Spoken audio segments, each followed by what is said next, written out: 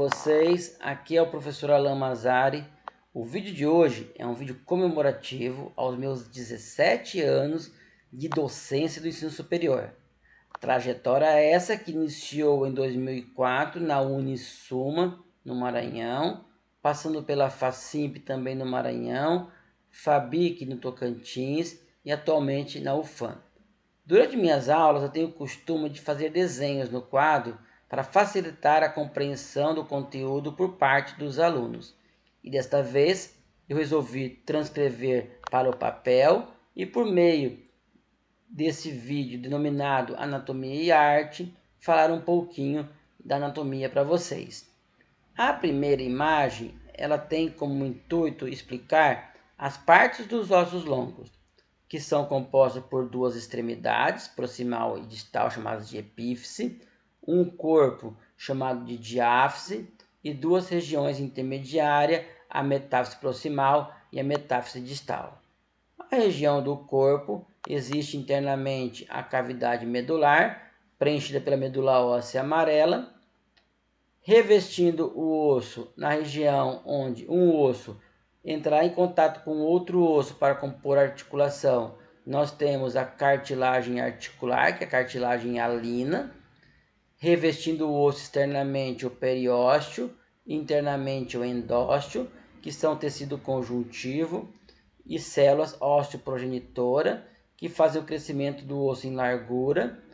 Nas extremidades dos ossos temos as trabéculas, contendo medula óssea vermelha. A segunda imagem, ela fala sobre os tipos de articulações fibrosas, que são articulações unidas por tecido conjuntivo denso não modelado, nenhum ou pouco movimento e ausência de cavidade articular. Seus tipos: suturas, que estão no crânio, como por exemplo entre os ossos parietais, sindesmose do tipo ligamento, articulação tibiofibular distal ou por membrana interóssea, tibiofibular média, e as gonfoses, ou também denominadas sindesmose dento-alveolar, que por meio do periodonto faz a união do osso, com os dentes. Também temos agora aqui uma imagem sobre os tipos de articulações cartilagíneas, que são articulações unidas por cartilagem, com ausência de espaço, então ausência de cavidade articular, com pouco ou nenhum movimento. Elas têm dois tipos, pode ser chamadas de sínfises, como por exemplo a síntese púbica, nesse caso unida por fibrocartilagem, ou a sincondrose por cartilagem hialina, como por exemplo aqui no osso longo, na região onde os ossos crescem em comprimento. As articulações sinoviais, elas possuem quatro características: a região onde os ossos entram em contato na articulação, a cartilagem articular, o espaço interno da cápsula, chamado cavidade articular, que é preenchida pelo líquido sinovial, e a cápsula com uma camada externa, que é a cápsula fibrosa, e uma interna, que é a membrana sinovial. Esta secreta o líquido sinovial, enquanto que a cápsula fibrosa dá proteção, resistência e flexibilidade. Em relação aos músculos, partindo da fáscia muscular, eles serão revestidos como um todo pelo epimísio, um único feixe pelo perimísio e uma única fibra pelo endomísio, todos eles tecido conjuntivo. Os músculos, eles possuem classificação quanto ao arranjo de suas fibras em paralelas e oblíquas. Nas paralelas existe o tipo paralelo, como aqui o sartório, o fusiforme, como por exemplo o bíceps, triangular peitoral maior, largo glúteo máximo, circular orbicular da boca, e quanto aos oblíquas, unipenado o vasto lateral, bipenado o reto femoral e multipenado o músculo deltoide. O coração, ele possui duas duas cavidades chamadas de átrio e duas chamadas de ventrículos, átrio direito e esquerdo, ventrículo direito e esquerdo, separados pelo septo interatrial, interventricular e átrio ventricular. Os ósteos, ósteo atrioventricular direito e ósteo atrioventricular esquerdo, faz a comunicação entre átrio e ventrículo. E quem controla o fluxo do sangue são as válvulas. Do lado direito, válvula atrioventricular direita, ou também chamada de tricúspide. Do lado esquerdo, válvula atrioventricular esquerda, ou bicúspide, ou mitral. Essas válvulas permitem que o sangue passe de átrio para ventrículo, mas não retorne de ventrículo para o átrio. Quem controla esse fluxo de sangue para que não ocorra a inversão são os músculos papilares e as cordas tendíneas. Então, quando o ventrículo contrai, devido à força do sangue, o sangue poderia inverter as válvulas e o sangue passar para o átrio. No entanto, o músculo papilar contrai, as cordas tendíneas se esticam, isso não ocorre. Quanto aos vasos da base, no átrio direito nós temos as veias cava superior e inferior, além do seio coronário. No átrio esquerdo, as veias pulmonares, aqui mostrando as duas veias pulmonares esquerdas.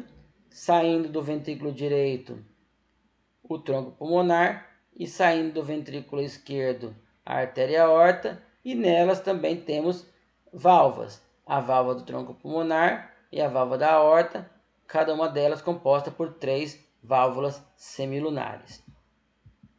Em relação aos ductos e troncos linfáticos, que são responsáveis por trazer toda a linfa drenada do corpo para que as mesmas sejam despejadas na junção da veia jugular com a veia subclávia, nós temos o ducto linfático direito, que mede mais ou menos 2 centímetros, e o ducto torácico, entre 40 e 50 centímetros, que inicia na cisterna do quilo. Em relação ao ducto linfático direito, ele recebe linfa proveniente de 3 troncos: tronco jugular, tronco subclávio e bronco mediastinal, todos direito. E já o ducto torácico recebe linfa dos troncos jugular, subclávio e bronco mediastinal esquerdo, além do intestinal e lombar direito e esquerdo. Quanto ao pulmão, traqueia, brônquios e pleura, o pulmão direito possui 3 lobos, superior, médio e inferior, fissura horizontal e oblíqua, e o pulmão esquerdo, lobo superior e inferior, fissura oblíqua. Em relação à pleura, ela possui 2 lâminas, sendo uma aderida ao pulmão, que é a pleura visceral, e uma outra aderida à parede interna da caixa torácica, que é a pleura parietal. A traqueia, numa vista anterior, possui anéis cartilagíneos e entre eles ligamentos anulares, e posteriormente o músculo traqueal. Os brônquios são bifurcações da traqueia, onde nós temos os brônquios de primeira ordem, que são o brônquio principal direito e esquerdo, o de segunda ordem, que são o lobar superior, médio e inferior direito, e superior e inferior esquerdo, e depois os brônquios lobares se bifurcam, dando origem aos brônquios segmentares. Em relação ao estômago, pâncreas, vesícula biliar e duodeno, o estômago possui cárdia, fundo, corpo e piloro, o pâncreas, cabeça, corpo e cauda. O duodeno recebe a bile e o suco pancreático por meio da papila maior e menor do duodeno. A vesícula biliar tem fundo, corpo e colo. Na imagem podemos ver ainda o ducto cístico, o hepático comum e o colédoco. o pancreático acessório, e também a ampola hepatopancreática.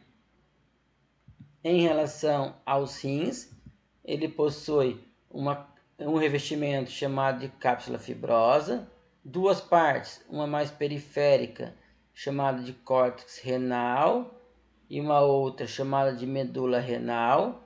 A medula é composta por pirâmides renais, entre elas a coluna renal, e o ápice da pirâmide, a papila renal. A fenda por onde entram e saem as estruturas é chamada de hilo renal. Aqui nós estamos vendo a artéria renal, a veia renal e a pelve renal.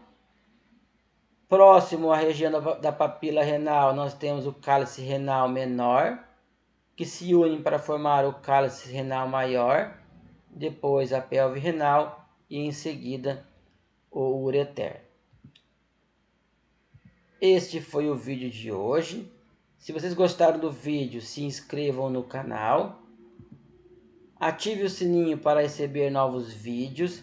Compartilhe esse vídeo com seus amigos e deem um like. Tenham todos um ótimo dia, bons estudos, um Feliz Natal e um próspero Ano Novo.